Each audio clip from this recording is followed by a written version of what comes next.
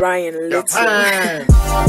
Salut à tous et bienvenue dans l'apéro Mercato, épisode 118. Avec qui? Avec Manu Baranguet. Salut. De l'AFP. Toujours. Ça va Manu? Ça va. Ouais. Ça se passe bien l'été ou pas?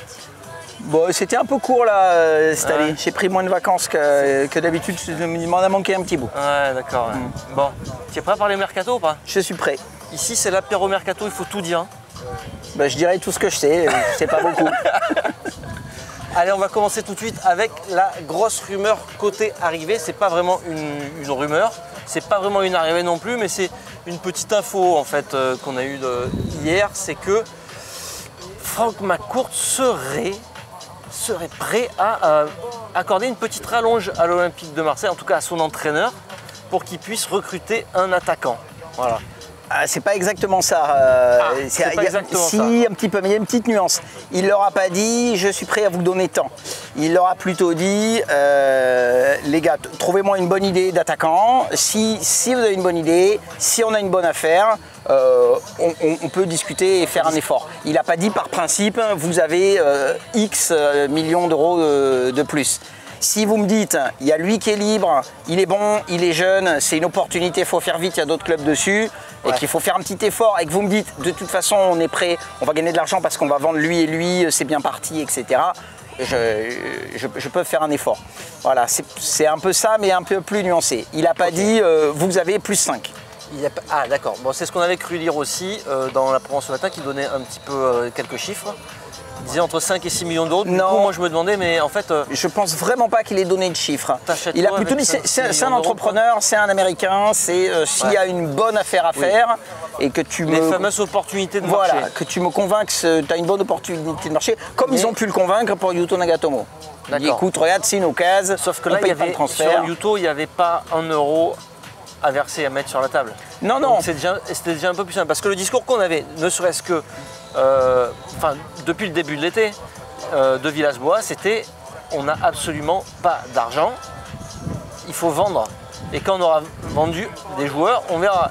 Pour l'instant, on ne peut que prendre des joueurs en prêt et des joueurs en fin de contrat. Moi, j'ai pas entendu comme ça ce qu'a dit Villas-Boas. Il a plutôt dit sur les 3 premières recrues, on n'a rien dépensé, puisqu'il y a 2 joueurs libres et un joueur qu'on paiera l'été prochain. Donc, on doit pouvoir toujours faire un petit effort. Et hier, Longoria, à la présentation de Nagatomo, ça ne t'a pas échappé. Il a dit, en plaisantant, et il a dit que c'était une plaisanterie, il a dit évidemment, si on vend pour 200 millions de joueurs, on aura des sous pour acheter. Donc, je pense que l'idée, c'est que s'ils ont une espèce de garantie de vendre Pipo et Mario pour au moins tant de millions d'euros, il y a une vente alors, selon toi? Oui, aussi, pas forcément lié à une vente. C'est pas... McCourt, il fixe pas les règles du jeu juste avant, en fait, en disant, bon, alors, ça sera, mais pas plus de temps, etc. Parce que si, par exemple, il disait pas plus de 10 millions pour l'attaquant, et que les mecs te disent, on a l'affaire de l'année pour 10 millions 5, tu vois, il va pas en faire une affaire de principe comme ça. Mais c'est vrai que c'est assez étonnant, parce que McCourt, on lui a dit plusieurs fois oui, on va vendre, et en fait, on n'a jamais vendu personne. Donc peut-être qu'à la longue, tu vois, on pourrait penser que là, pour une fois, c'était ferme, on vend des joueurs, sinon on ne recrute pas. Alors pour la défense de l'OM, on n'a jamais vendu personne. Des offres, ils en ont, mais ils sont évidemment victimes de leur réputation sur le marché. Tous les gens qui viennent les voir et leur disent de toute façon, vous êtes garrottés, vous êtes obligés de vendre, donc on va vous proposer des sommes indécentes. On leur a déjà proposé des sommes pour des joueurs, et ils ont dit ben non, à ce prix-là, non. Peut-être que dans la tête des dirigeants, certains joueurs valent pas vraiment ce qu'eux en attendent, tu vois. Alors en fait, on n'est pas dans la tête des dirigeants, mais c'est de la com si tu veux. Évidemment que tu dis que Thauvin il vaut 80. Personne t'achètera Thauvin 80, mais quand tu causes, tu dis ça. Si tu veux m'acheter ma bagnole, je vais commencer par te dire 3 fois son prix, puis après on va discuter. Mais j'ai peur que je te vends pas ma voiture. Alors on s'égare un peu là. Sur l'attaquant, on avait parlé de 5-6 millions d'euros. Toi, tu dis il n'y a pas de budget. Moi, je dis qu'il n'y a pas de budget. Il n'y a pas vraiment de budget qui non, est il n'y a évidemment pas 100 millions. Mais Voilà. on se situerait où selon toi? Parce que en début de marché, on parlait de l'attaquant du Stade Rennais. Ça valait à peu près 20-30 millions d'euros. Cette somme-là, on ne l'aura pas. Non, on a aussi parlé de Boulaïdia. Ouais. Boulaïdia, son président a dit dans les médias, ça sera autour de 15 millions. Parenthèse, Nyang, il n'y a que lui qui voulait venir, hein. C'est pas l'OM qui voulait le prendre. Hein. Oui, c'est vrai. C'est vrai. Villas-Boas l'a bien dit. Ouais. Mais ces joueurs-là, ils restent intouchables pour l'Olympique de Marseille. Oui, mais moi je me lancerai pas dans un chiffre d'abord parce que je le connais pas. Et ensuite, je pense vraiment qu'il n'y en a pas vraiment. Ou alors une fourchette, c'est-à-dire qu'il n'y a pas 30 millions non plus, quoi. Mais il peut y avoir des deals intermédiaires parce que si un gros club te prête un gros attaquant qui est barré et qui veut bien faire une saison prêt à Marseille, etc. Tu vois, il y a plein d'autres possibilités intermédiaires. Moi, c'est ça que je me disais. Il faut rester les antennes ouvertes, quoi. Je suis d'accord avec toi, parce que si tu disposes que de 10 millions d'euros maxi pour un attaquant, bah, tu n'auras pas, rien en fait. Pas une star. Non, c'est sûr. Est-ce qu'il ne vaut pas mieux se faire prêter un joueur à ce moment-là, à ce poste-là, pour faire une saison, tu vois, relancer un mec Ouais, mais n'oublie pas qu'avec, puisque tu es parti sur 10, peut-être qu'avec 10, tu peux convaincre un jeune, un club sud-américain de lâcher un jeune à fort potentiel, etc. Tu vois, c'est pas fermé. Ouais. Évidemment qu'un joueur a confirmé, 10, tu n'auras pas une star. Même des attaquants de Ligue 2, ils partent à Lorient, 12 millions d'euros. Gribic. Oui, mais... Donc, tu vois le marché, c'est pas... Je pense que chaque fois qu'on dit le marché, quand on parle des transferts, j'ai toujours l'impression qu'on parle de rien du tout en fait. Tout est tellement absurde. Regarde les clubs anglais entre eux, ils s'achètent des joueurs très moyens pour 60 millions d'euros, mais eux c'est leur marché. Parce que tu peux en acheter un 60 puisque l'autre qui est du même niveau, tu le vendras à 60 aussi. Voilà ce que les clubs français ne peuvent pas faire. Parmi les attaquants qui ont déjà été cités à l'OM, lequel te plairait toi? Moi je suis comme beaucoup de gens, je trouve que Boulaïdia c'est pas mal. Et moi c'est mon côté romaniste, moi j'ai un penchant pour Patrick Schick. Ouais. Parce que il est grand, il est adroit, je pense que le Vélodrome adorerait ça. Ouais. Et à Leipzig il n'est pas absolument titulaire. Donc, comment ça vaut alors, oui, c'est ça. Pour le coup, là, je pense que c'est cher, ça. Mais tu peux trouver des arrangements à la Mitroglou. Tu en payes la moitié, tu promets que la revente, tu vas partager, tu prêtes avec option d'achat, tout est possible. Il faut être un petit peu inventif. Justement, le marché, ça veut tout et rien dire. Donc, tu peux être... Si tu réussis, tu as quand même un projet alléchant. Quand même, l'OM, tu es un gros club, ça fait bander les joueurs quand même. Oui. Si le Covid le permet, tu joues dans un stade plein, tu es exposé, tu vas jouer la Ligue des Champions.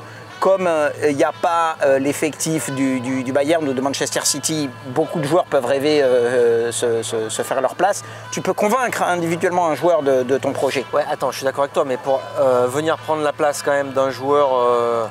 Tu vois, Benedetto, il n'est pas intouchable. Hein. Non, Benedetto, il n'est pas intouchable, mais tu me dis, il y a des places à prendre. Il y a celle-là déjà, on parle d'attaquant. En attaque, il n'y a pas des masses, parce que Payet, intouchable, Thauvin, intouchable. Il y en a une. Il y en a une. Il y a celle de Benedetto. Mais un attaquant meilleur que Benedetto, soit ça se paye cher, déjà Benedetto c'est 15 millions, soit... Benedetto je le trouve cyclotimique, des fois il est extraordinaire. Ouais. Ce que j'adore chez lui c'est qu'il met vraiment des buts de pur footballeur. Ses buts, ça pue le football quoi. Vrai. Mais des fois il passe au travers, à Brest il n'a pas fait grand chose. On a l'impression qu'il a un peu perdu ce qu'il avait démontré d'ailleurs. Non, il le retrouve, ça va, ça vient. Je pense que malheureusement, oui, c'est un peu le maximum que peut avoir l'OM pour l'instant. Ouais. Plus régulier que Benedetto, l'OM ne peut pas se le payer. Non. Même pas un jeune, parce que sinon il faut faire confiance au jeune Pablo Longoria. Oui. qui nous déniche un jeune joueur Amérique du Sud ou je sais pas où pour très peu de moyens. Tu sais là où il pioche le plus, Pablo Longoria, c'est en France. Hein. Quel est le deuxième exportateur mondial de footballeurs derrière le Brésil? C'est la France. Je sais. Mais le problème c'est que les prix en France ils commencent à être élevés aussi. Tu fais plus des coups à 2-3 millions d'euros en France. Oui, ça devient difficile. Des petits jeunes, oui. Bah ouais, des petits jeunes, vraiment. Il faut prospecter. Allez, messieurs, on va passer maintenant à la grosse rumeur côté départ. Et la grosse rumeur côté départ, c'est Morgan Sanson. Morgan Sanson, qui aurait des touches, pas mal de touches. Je vais même te donner les noms. Vas-y. Alors je ne sais pas si ces noms-là vont plaire à Morgan Sanson, mais c'est... Alors, j'ai du West Ham, Oui. j'ai du Wolverhampton, j'ai du Fulham et j'ai du Burnley pour Morgan Sanson. Ouais, à part Wolverhampton, c'est pas des clubs qui jouent la Coupe d'Europe. C'est dur de quitter l'OM pour un club de second rang. Si t'es Morgan Sanson, tu fais quoi? Si je suis Morgan Sanson, je fais quoi? Je sais pas, ça dépend du prix, parce que tu peux avoir un salaire de dingo là-bas. Tu peux avoir un salaire. Parce que Morgan Sanson ne fait pas partie des très très gros salaires de l'effectif. Oui. Il se situe au milieu, non? À peu près. Oui. À la grille. Donc, ouais, mais c'est ça, les mecs ils rechignent un peu à quitter un club qui joue la Ligue des Champions. Bah ouais. Pour se retrouver à en Burnley. Farmer League, ouais. Est-ce que ces clubs-là peuvent mettre les 30 millions d'euros réclamés par l'Olympique Oh ben de ça Marseille? c'est sûr, puisque ces clubs-là ils mettent 50 millions pour acheter des joueurs 3 fois moins forts que Morgan Sanson. Ouais. Ah oui, oui, ils peuvent les mettre. Tu as vu que dans le marché post-Covid, tout le monde se tient un petit peu, mais pas les clubs anglais. Chelsea ils dépensent.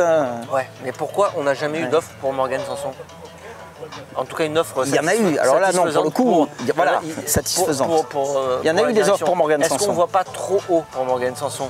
Parce que c'est ça que l'OM veut en fait. L'OM espérait avoir autour de 30 millions d'euros. Je vais m'en sortir en me disant qu'il y a peut-être un juste milieu entre les rêves trop grands de prix de l'OM et le foutage de gueule de prix des clubs acheteurs pour l'instant. Voilà. Ouais. Peut-être que tu peux trouver un peu entre les deux. Je comprends en tout cas. L'OM avait payé 12. Je comprends le. Oui, déjà, tu veux le rentabiliser, le vendre plus. Je comprends le principe de l'OM qui est si vous vous moquez de nous sur les prix, bah c'est non quoi. Ouais. Il vaut mieux. Je reviens à ma voiture. Si tu te fous de ma gueule sur le prix de ma C4, bah, c'est non. Je suis d'accord avec toi, sauf qu'on risque de se retrouver avec nos joueurs dans le cas de. Florent Thauvin, si tu vends pas au bon moment, tu vends plus. Parce que les joueurs, après, eux, ils se disent bah, moi, mon intérêt, c'est peut-être d'aller au bout de mon contrat. Quoi. Ouais, mais c'est un poker. Ils jouent au poker. C'est vrai qu'ils ont avec beaucoup de joueurs en fin de contrat. Et l'OM version La Brune l'a déjà vu, ça. Gignac, voilà. Non, mais c'est sûr que ça peut t'arriver. C'est un risque. Mais je pense vraiment que si tu commences à vendre au rabais, y a écrit pigeon et tout le monde vient se servir. Je comprends qu'il soit un petit peu inflexible encore pour l'instant. Le marché, il est amené à durer jusqu'au 5 octobre. Ouais. Ça, chaque année, c'est pareil. Chaque année, on dit ça serait génial de recruter avant, que l'équipe soit complète pour partir en stage et tout et tout. Ouais. Et on est tous à rafraîchir, à faire F5 sur notre ordinateur à 23h51 en se demandant s'il ne va pas y avoir un panic buy, un Mitroglou. Bon. Morgan Sanson, c'est celui qui a le plus de chances de partir selon toi? Non, pour moi c'est Tchaleta Tsar, mais Morgan Sanson il a un bon profil, son profil perce muraille, il est fait pour le foot anglais. Donc, il n'est pas surcoté un peu Morgan Sanson? Non? Ouais, je vois ce que tu veux dire. Est-ce qu'il n'y a pas est-ce qu'il atteint pas un peu aussi son C'est vrai niveau... qu'on a l'impression qu'il a plafonné quand même, il a fait des... Il peut mieux faire en fait. Oui, ce qu'il a de super là, c'est son contrôle orienté où il se met tout de suite dans le sens de la marche. Non, ça je suis d'accord. Mais il n'a pas que des bonnes idées après, ouais. Ouais. Non, c'est. Marque pas assez de buts. Tchaleta Tsar, il devient monstrueux en défense. Ça fait un moment maintenant. Tu te rappelles, on s'était fait la réflexion à un entraînement, il fait transversal de 40 mètres, il te pose ça sur une pièce de 5 centimes. Là, évidemment, le doublé, ça te met en valeur, quoi. Ça, mais comment dire, ça valide tout le reste de tes perfs. Mais du coup, ça sera vraiment une grosse perte ce qu'on disait, pour l'OM. Alors que pour moi, Sanson est remplaçable dans l'effectif. Parce que moi, j'ai toujours un petit amour pour Maxime Lopez, vous le savez ici. Bah ouais, bah moi aussi. Et moi, je comprends pas qu'il ait plus sa chance, Lopez. Au stage en Allemagne, là, il était malheureux. S'il était blessé, il ne pouvait pas jouer. Vraiment, il tirait la gueule. Ça le faisait chier de ne pas être, opérationnel. Allez, c'était la grosse rumeur côté départ. On va passer au mercato en vrac de l'Olympique de Marseille. Il y a des petites choses. Il n'y a pas grand-chose non plus. Hein. C'est comme ça, quand tu n'as pas d'argent, ben, il n'y a pas trop de noms ronflants qui circulent autour de l'Olympique de Marseille. Mais... Ouais, mais tu as un beau projet, encore une fois. Oui. Ligue des Champions, Ouais. place à prendre dans un effectif pas trop complet non plus. Non, bien sûr. On a parlé du départ possible de Morgan Sanson. L'Olympique de Marseille pense toujours à Cuisance pour le remplacer. Est-ce que c'est une bonne idée selon toi? Je ne le connais pas très bien, ça me paraît en dessous. Alors évidemment, il est dans un des meilleurs clubs du monde, Ouais. mais il ne joue pas beaucoup. Et j'en reviens à ce que je disais juste avant, on préfère qu'on fasse la place à Lopez plutôt que d'aller C'est-à-dire qu'en chercher plus, Cuisance. c'est-à-dire que Cuisance, en plus, il viendrait en prêt sans option d'achat. Voilà, il y a des supporters, j'en fais partie, qui se disent, en gros, tu vas former un joueur, Ouais. il va repartir dans son club et les bénéfices, ça sera pour notre Oui, club. mais là, pour le coup, il faut être réaliste, parce que si on te propose un super attaquant pour une saison dans ces conditions-là, il faut peut-être dire oui. D'accord, mais là, c'est un jeune joueur qui n'a Ouais. pas beaucoup joué. En vrac, toujours, Christopher Roca sur le départ, logique. Oui, Il commence à avoir quelques touches. oui, il a plusieurs touches.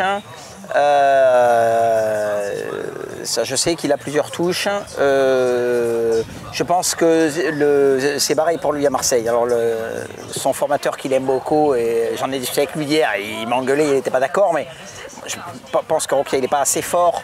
Et pourquoi il n'a pas eu sa chance, il Roca, vaut au mieux final, qu'il parce aille qu'il était ailleurs. blessé. Il n'est pas revenu de cette blessure encore Au début, alors avec Garcia, il n'était peut-être pas totalement assez sérieux. Ouais. Il a fait un bon prêt à Sochaux, vraiment rentable, où il a progressé.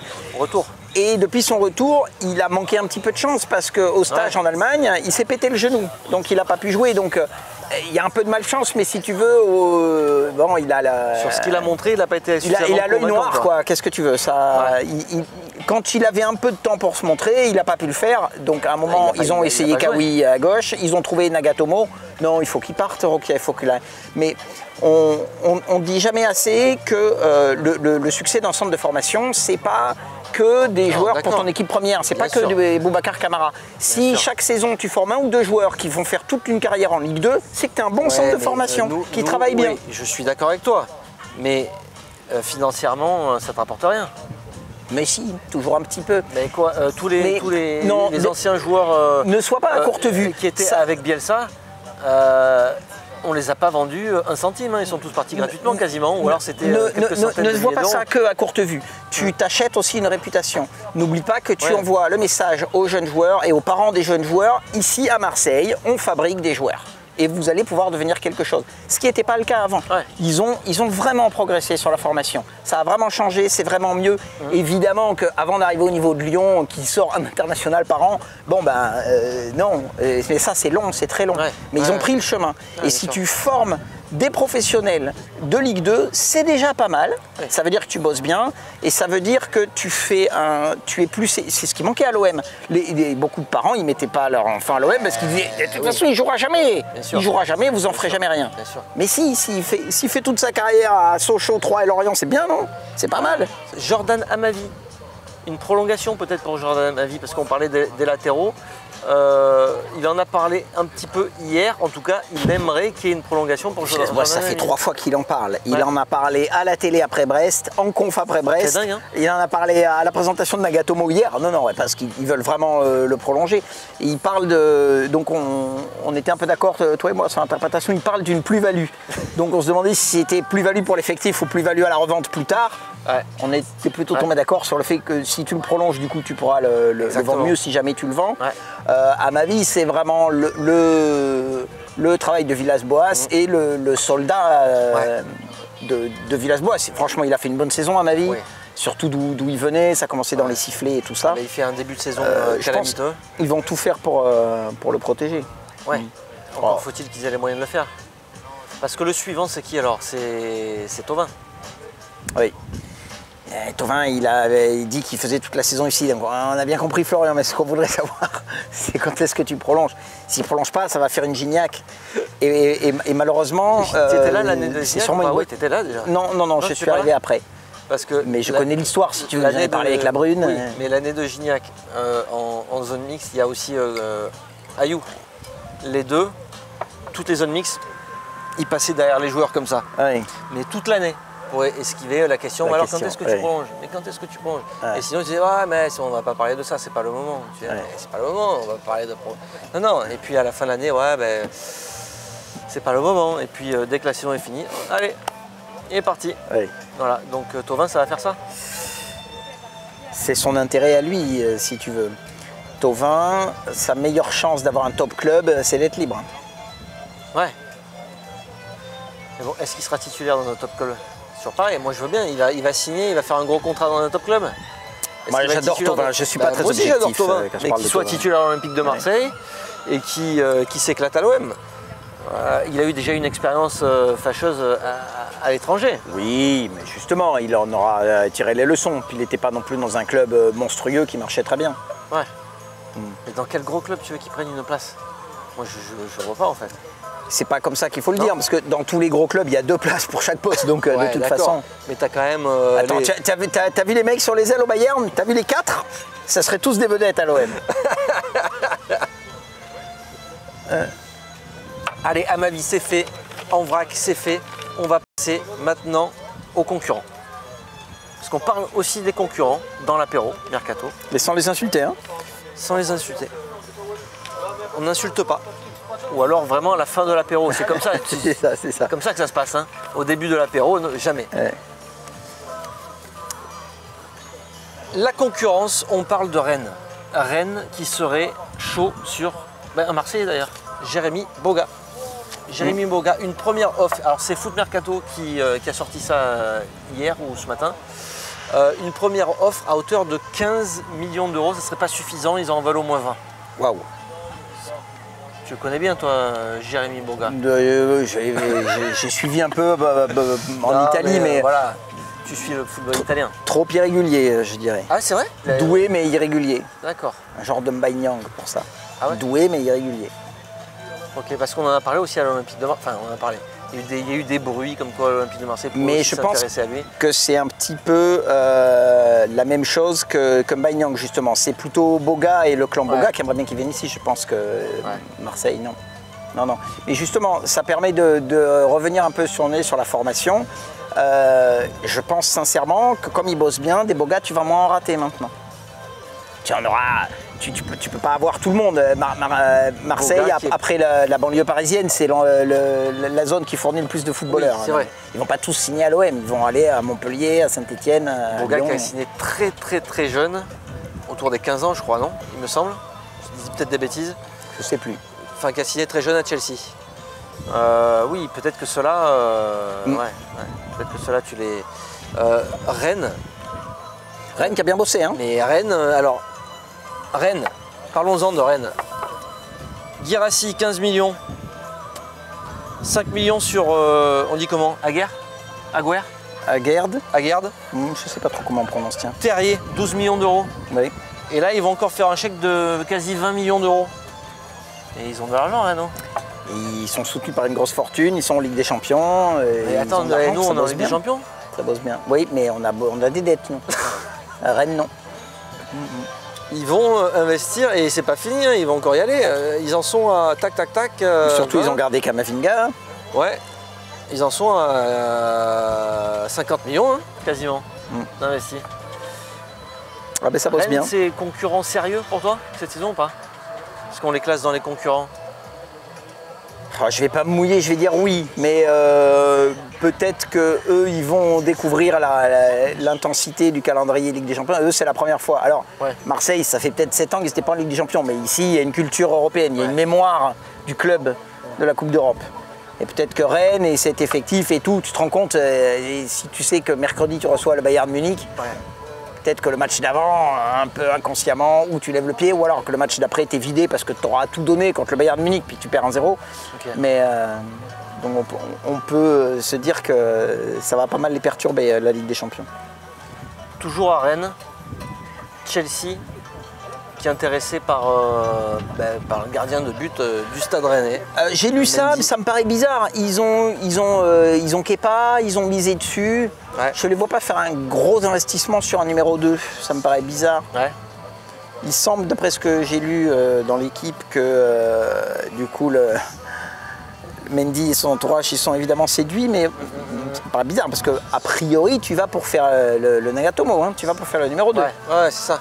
Et donc Rennes serait sur Areola pour éventuellement le remplacer. Alors il perd au change ou pas selon toi?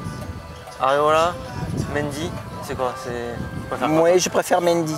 Il est plus mûr et je trouve qu'Areola il est trop irrégulier. Moi j'ai l'impression que je trouve tous les joueurs irréguliers. C'est mon mot aujourd'hui. Ouais. Il est irrégulier. Courbe, irrégulier. Ouais. C'est vrai. Allez, on va parler d'un autre concurrent, c'est Lyon. Et Lyon, ou plutôt Rudy Garcia s'est un peu fait secouer par un de ses joueurs. Je t'attendais bien là. Oui, Attends, on explique. Reine Adélaïde qui dit qui part au clash. Comme oui, ça on peut dire ça. On peut dire ça. Il part au clash. Il le dit softement, mais il le dit quand même. Et il dit Rudy Garcia, j'en peux plus quoi. Il n'a pas dit j'en peux plus. Il dit quelque chose la semaine et il le dit plus le week-end quoi. Je sais que c'est un reproche qui a déjà été fait à Rudy Garcia. Je ne jetterai pas la pierre à Rudy Garcia. Tu es capable de faire ça tout seul. Il me semble que Reine Adélaïde, il revient d'une grosse blessure et j'ai trouvé qu'il avait parlé un peu vite quand même. Ouais. Mais bon, oui, ceci peut se comprendre, c'est le début de saison, une fois qu'il ne joue pas, il dit les gars, moi je vais changer de projet. Mais on sait que Lyon va devoir vendre des gros joueurs puisqu'ils n'auront pas l'argent de la Coupe d'Europe. Donc peut-être que ça va créer un appel d'air et une place pour Reine Adélaïde. Évidemment, pour l'ego, c'est pas très satisfaisant de te dire que tu vas jouer parce qu'un peu comme Yates qui prend le maillot jaune parce qu'Alaphilippe a été sanctionné quoi. Ouais. Bon, Lyon, tu les vois comment cette saison? Je les vois forts là. Ça va être. Ils vont avoir le souffle qu'a eu l'OM l'an dernier. Tu penses, et ben oui, c'est quand même une grosse équipe, un gros effectif. Et même si tu as du mal à l'entendre, un gros entraîneur. Il y a combien d'entraîneurs en France qui ont fait finale et demi-finale de Coupe d'Europe? Non, mais arrête. Et ils n'ont pas la Coupe d'Europe pour se fatiguer, ils vont pouvoir se concentrer sur le championnat. Coupe d'Europe, tu parles. Match à élimination, sur un match, n'importe qui peut battre n'importe qui. C'est pas la même Coupe d'Europe que tu vois quand tu fais un match aller-retour. Les autres avaient qu'à gagner. Non mais que tu as une préparation qui n'est pas du tout la même, tu arrives, t'es frais, les autres sont cramés. Et donc ils ont été plus malins que les autres. Mais non, c'est complètement indépendant de leur volonté. Et en plus, ils passent la Juve en perdant. Oh, mais il l'avait battu Une défaite de plus à mettre dans la bannière de Rudy Garcia en Coupe d'Europe. Non. Il se qualifie sur une défaite. Ta mauvaise foi t'étouffera. Mais c'est ça les matchs aller-retour. Alors c'est bien les matchs aller-retour ou c'est pas bien? Donc il l'a battu à l'aller, non? 1-0. Il l'a battu à l'aller sans prendre de but. Il a fait la leçon à la Juve, il a fait la leçon à Pep Guardiola. Et il perd contre le Bayern, qui est beaucoup plus fort. Moi je suis pour et j'ai envie vraiment qu'il réussisse. En tout cas qu'il reste. Oui, toi tu veux qu'il reste à Lyon. Je veux qu'il reste à Lyon le plus longtemps possible. Il ne reviendra pas à Marseille. Tant qu'il sera à Lyon, on finira devant Lyon. Et ça me fait plaisir. Voilà. Allez, on va juste terminer sur une rumeur du côté. C'est pas une rumeur, c'est Monaco qui a signé un attaquant allemand. Tu as entendu parler ou pas? Oui, Volant. Ouais. Oui. 11 millions d'euros. C'est un bon coup pour Monaco, ça? On peut plus savoir. À Monaco, on fait des coups, ils en font 80 par été, 40 par hiver. Là, ça joue un peu plus expérimenté, donc, qui claque un peu des buts. Oui, mais je ne peux pas individualiser le jugement sur une recrue. Oui, d'accord, sans doute comme Caio Henrique, c'est sans doute très bien. Mais comme ils ont 80 joueurs sous contrat, en fait ils ont fait jackpot en 2017, éclosion Mbappé, saison formidable, champion de France, etc. Sur le coup ils ont gagné énormément d'argent et depuis ils font qu'en perdre. Donc le trading c'est pas miraculeux. S'il y a un club qui est régulier et qui tient longue distance sur le trading, c'est Nice et pas Monaco. Et avec d'autres moyens. Eh ben oui, Nice, ça fait des années qu'ils font des affaires, qu'ils revendent des joueurs bien, qui progressent, qui jouent la Coupe d'Europe une fois de temps en temps. D'accord, et c'est pas les mêmes ambitions du tout. Non, mais tu as le droit de te rater à Nice. tu augmentes. Ouais, enfin de moins en moins quand même. Oui, de moins en moins. Monaco, tu as sacrément le droit de te rater, ils n'arrêtent pas de se rater. Parce qu'aujourd'hui. Alors certes, t'es viré, l'entraîneur est viré quand il y a 0-0 à la mi-temps. Ouais, oui, ce qui fonctionne sur ces dernières années, c'est aussi. Et Rudy Garcia, entraîneur à Monaco. Allez, on va s'arrêter là. Il ne faut plus prononcer le nom de cette personne dans cette émission. On l'a trop fait. Ça t'a plu l'apéro mercato ou pas? Oui. Ça va. Ah ouais. C'est sympa comme cadre ici, non? C'est très agréable. Beaucoup de soleil, donc un peu obligé de garder la casquette. Mais... La Romerie à Marseille, vous pouvez venir tranquille, boire l'apéro. On est très bien. Voilà, allez, ça se termine là-dessus. Prochain débat foot Marseille, ça sera lundi sur Football Club de Marseille. Ciao, ciao. Ryan Little.